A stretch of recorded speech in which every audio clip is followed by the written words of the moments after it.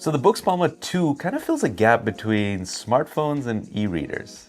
So let's talk about 5 reasons why this product actually makes sense, but also some downsides. Namaste, we're DHRME. Dental hygienists rigorously manipulate enamel. That they do. Reason number 1, the Boox Palma 2 actually helped me reduce my screen on time because on my phone, I'd be scrolling through different things, get distracted with notifications. Although this is an Android phone, and we'll get to that in a bit, I tended to use this more for reading. That means less time on my phone doing other stuff and more actually reading. That is something that I was able to do not only for, the typical Kindle and Kobo and all of that, because you can download all of those apps and use it. I was installing apps like Reddit, like news apps, all of that, right? So I could actually consume fun information and then information that I needed to know, but in a device that didn't, have tons of blue light, create a lot of distractions and all of that. Right. So it's more than an e-reader, less than a smartphone, and helps you reduce your screen time. Yeah. Nice. So it's basically transformed all of my smartphone apps into like the e-reader form of it. Okay. Cool. Which is, that works. And that kind of relates to the second point, which is I kind of see the Boox Palma 2 as my accountability partner. Yeah. So what I mean by that is I will have like 2 devices with me. So for example, an iPhone, and I'll have the Boox Palma 2 on the table. And being the accountability partner that it is, it kind of calls to me and says, pick me up. I'm the healthier option. Yeah. Right? So you'll get less distracted, you'll probably read more, which is good for you, all of that. Because let's be honest, watching videos is not the best on this. Or even scrolling through Instagram is not very pleasant. So you just don't do it as much. And number 3, it's a portable and compact device. I mean, look at it. What would you say? Like it's kind of between an S24 Ultra and an iPhone. So iPhone 15 Pro, that is. That is, exactly. So, and it's kind of one-handed for me. Well, I will say Rowan has big hands. So so that's why, but otherwise it's also not a very big device, especially if you're used to e-readers. Those are usually wider. This thing came with a case, right? So it came with this case, which isn't my favorite. Yeah, it's kind of this folding over flip folio case. I mean, folding it and then holding it in your hand wasn't the most comfortable, and I would prefer to use it without the case, but the problem is, from other reviews, what I've seen is that the screen is very prone to scratches. So the suggestion here is either use a folio case or get a normal case or no case, but put a screen protector on it. And those are available. We didn't get one, but because we have this case. But that's probably what I would do. I would get a normal case, put a screen protector on it, and then use it that way. Okay. And because it's so compact, it's just like always lying around in my backpack. Right. Always there to keep me accountable. Keep you accountable. And reason number 4 is this is more than just an e-reader. We said it's between an e-reader and a phone. Yeah. But what that means concretely is that this is a full-fledged Android device. So you are getting the complete Play Store and all the apps in it. And what that means is it's not just an e-reader, it's a backup phone. So I am somebody who carries 2 phones. I carry the iPhone and the Android S25 Ultra now. I can very much see this being a backup phone. So if I do all my main stuff, my payments, my email and all that on this, I can very much have WhatsApp on this, for example. I can send messages, I can do calls because it does have speaker, it does have a microphone. Correct. So it's an excellent backup phone, which is also giving you all the benefits you just talked about. Correct. It's your accountability partner and things like that. But there's a bunch of things this can do, right, as an Android device? Yeah, I mean, just starting off with hardware. So this thing has things that you would not expect. It has a fingerprint scanner. Yeah. Right. It's not the best. It's not the best. It's like from a phone from a couple of years ago. That's how it feels like, the quality of this fingerprint scanner. So sometimes it's hit or miss. Yeah. And there's also a camera at the back. Don't expect a lot. The phone in your pocket is most probably is going to be a lot better than this one. Yeah.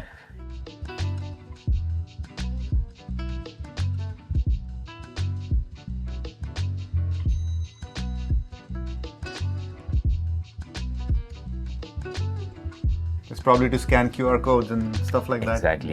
Or maybe if you just want to quickly grab a photo of a document or something, or I don't know what, then probably will be fine. There's also speakers. It is, again, quite tinny, not the best.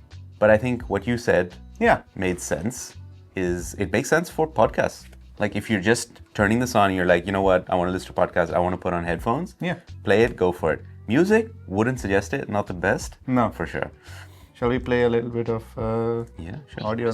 We're going to look at Earphone's latest open earbuds today, which, let's be frank, are pretty ugly. But out of all of these, I think... Yeah. Okay, cool. All right. I think we're not actors. No, exactly. We're comparing these, the Earphone Open Jump, with 4 others. And it's not only speakers, there's also a microphone in it. Yeah. What's up? How do I sound? This is a test sample of the microphones while I'm shooting video. So I've actually done a few WhatsApp calls. On the device Boox itself? Palma too. Okay. And? It's because I'll have it, right? I'm reading something or whatever, and then I'll think, oh, wait, I need to call someone. So I can just hit call on WhatsApp, do it, or send a quick message, add a note.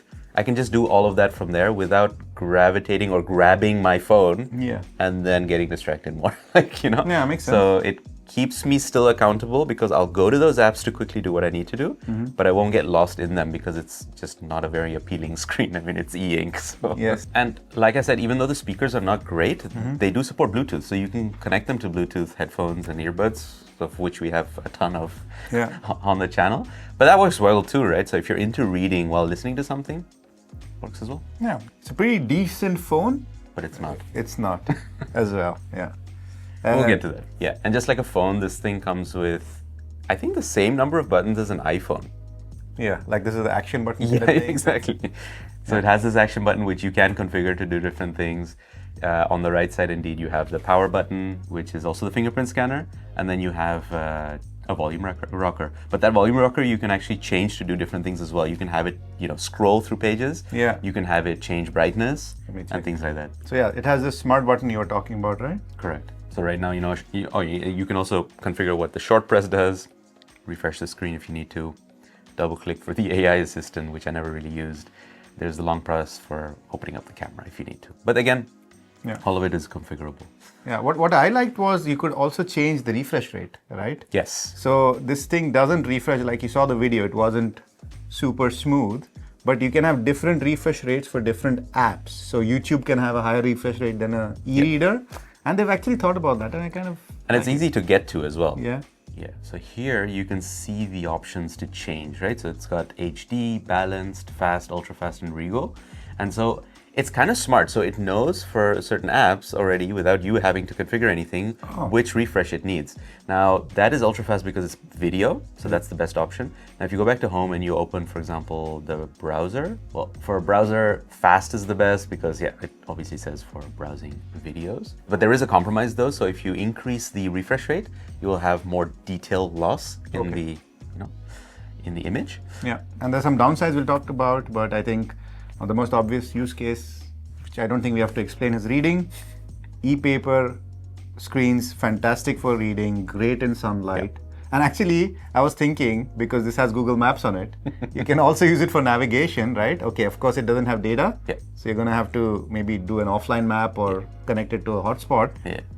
But when it's bright and glary outside, the screen will be very visible and you don't need... A lot better for glare, yes, you're right. Yeah. So it's a good Google Maps device. Who's buying this for Google Maps? Hey. And like I briefly mentioned, this is nice for reading because you could install any kind of platform. So I have the Kindle because I have a Kindle account. So I've installed that. But if you have Kobo or Libby or whatever, you can install all of that as well. But the nice thing about having an Android device with an e-ink display is that you can install other things that you would use for reading, like Reddit. Yeah. So I feel guilty usually going to Reddit on my phone, but on this, not so much, and I'm, reading through different posts over there and subreddits. And then, I can also hop into Blue Sky, for example, and do some reading over there. It's like social media, but then you feel less guilty. It's like worse, like not as bad for your eyes. You're not in the app for as long because it's not so colorful and bright, so you're not as hooked. Even though it's like sized like a phone, and it's running Android, you would think the battery life is quite bad, but it isn't. I actually took this on vacation for 3 weeks, and I charged it 100% at the beginning. And I was using it on the flight, in between, before bed, whatever, or while traveling. And what I've set the settings to was to turn off, or at least go into standby, if I didn't use it for 12 hours. So Okay. there I did save some battery, but I was using it like every day, every alternative day for like about 20 minutes or 15 minutes per day. And at the end of the vacation, I had 3 weeks, I had like 10% left. So it Nice. lasted my whole vacation, didn't have to charge it. So Yeah. great battery. And USB-C charging, I guess. Yeah. And yeah. Yeah. Excellent. Yeah. So, battery sorted. What isn't sorted though? Well, you can use it as your phone, we said, Yeah. but you can't use it as your phone. No. So it connects by Wi-Fi. It has Wi-Fi antennas, but it does not have a SIM card No. or even an eSIM support. Correct. So yeah, you're stuck with that. So it cannot replace your phone, and it's a very interesting choice. I'm not sure why they made that. Maybe they wanted to be 100% sure before they release one with a SIM card, or they just say this is not your phone, this is your second device. Whatever it is, there is no SIM card support, so you can't use this as your only phone. No, exactly. So you're either pairing this or tethering to your phone, or you're in a space like public transport or an airport or whatever, which has Wi-Fi, and then you're good. One thing I did notice while reading things is that I was reading a lot slower Oh, really? on this device. Yeah. Okay, that's And, interesting. Yeah. So if you pull up a book, what I noticed was that because the device is shaped like a phone, it's a much narrower screen. Oh, so right. my eyes would, get to the end of the line, it had to go to the next line, and the next line, and the next line again. Whereas a Kindle is far wider, Yeah. and I can spend more time reading more One without line, jumping. yeah. Oh, yeah, more There's less info. switching lines, Yes, basically. yeah. I get So it. there is one kind of hack is turning it landscape, which you can do, and then read this way,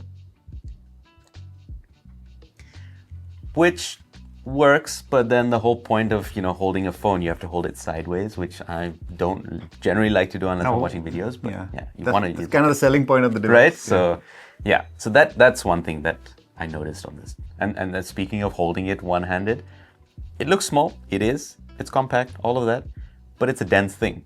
Right. Yeah, I noticed that. It is light, but yeah. It pretty much has all the hardware a phone does. Yeah. So I get that why it's heavy. And I noticed it. Holding it one hand, reading it. Maybe I'm just weak. I don't know. You're just weak. But the thing is also like this is an e-reader kind of device. Yeah. And a phone, you basically, you're doing other stuff on it. But this, you're just sitting and reading, you probably notice the weight a bit more. Yes. So. Also, another reason why I noticed it is because on a Kindle, it's thinner and it's wider. So it's like distributed further out, I felt like, Yeah. than this being concentrated in your hand and then Yes. feeling it like a brick in your hand. So Yeah. that was one thing. The other is, again, to reduce reduce distractions, I silence the notifications on this because I just don't use notifications anymore. Who does? Yeah. Like the sound notifications. And on my phone, it always vibrates. But on this, I couldn't turn that on because it has no vibration motor. Okay. So Yeah. that's another reason why it's not a phone. Yes. All right. And another reason why it's a good accountability partner because it's not distracting you with vibrations either. Because just imagine you're reading and it keeps vibrating. You're like, Oh, yeah. I wonder what that is. Yeah. And I think the last thing we talked about was the speakers. Yeah. We did a bit of a test. They are fine for podcasts and maybe just listening to radio or whatever. But they're quite tinny, obviously, given how thin it is. And I guess the hardware isn't that great. So you can listen to Spotify or YouTube again. Yeah. Those apps are all available. But yeah, if you're really into listening to, like, they're not going to match an iPhone or even a Samsung phone or whatever it is, or even a mid-range phone, I would say. Yeah. But again, there are Bluetooth headphones you can use with this because it is Android. So yeah, that's what it is. Yeah, so this morning I was actually watching a video on it. Oh. But it was a news video. So Okay. it was fine, right? It's like I'm not going to miss much. But if you're like, if there's a content creator out there that's, spending a lot of time, with expensive camera gear and all of that, like MKBHD and making some nice quality looking videos, and then you're like, yeah, you're not going to watch it on this. No. That's for sure. And also, I think the audio is actually pretty good for voices. I must say Yeah, that. that's So true. you can listen to voices quite well. Yeah. Yeah. And you can listen to voices on calls as well. Oh yeah. Like I said, use it for calls. Fine, no issues. Okay. The only problem is video calling. There is a camera, but it's on the back. There's no front-facing camera. Okay. So video calling, you can do video calling, but then you're showing the other person Okay. what's on the back. Yeah, and that's it. It's $280. Yeah. That's not cheap. Well, it is kind of cheap. Yeah. Like, I mean, you compare it to something like this. Which is an 1,000 iPhone. plus. Yeah. Yeah. So in that sense, it's cheap. Yeah. For an e-reader, I think you can get probably the same Like price, you can get a bigger e-reader or whatever. Yeah, for sure. Yeah. I mean, you can get it for a fraction of this. A third of this cost, you can get an e-reader. Okay. Rapid fire. Would you buy it? No. I think since I need my phone anyway, Yeah. for consuming videos, making calls, staying connected and all of that, I would rather have just a normal e-reader and save the money. Okay. Because a lot of the Android features I was not using, especially the hardware side of things, like the camera I was not using, fingerprint scanner I was not happy with, the speaker I was not using, all of that. Yeah. The thing I will miss is using Reddit and other kinds of apps on it. But on a Kindle, I can read PDFs, I can read Kindle stuff. Yeah. Which if it's just for reading, which I really want to do, that's perfectly fine with me. You?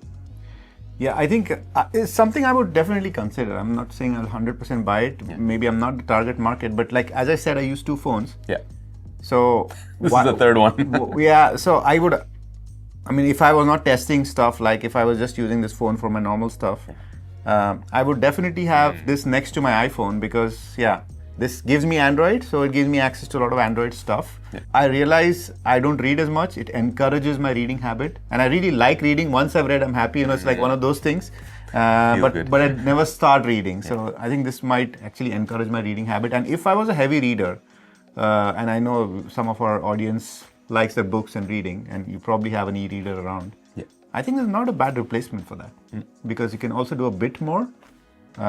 Yes. For me, it's a definite maybe. It's a definite maybe, yeah. All right. That was the video, but we bought the Boox Palma and the free case with our own money.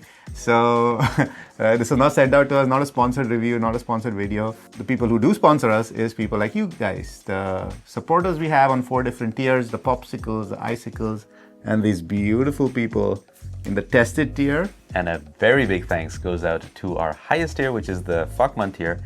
And over there, we've got Rachel, Gamma Panda, and Paula. Thank you very much. You've been palming your books. We've been DHRME. Do we?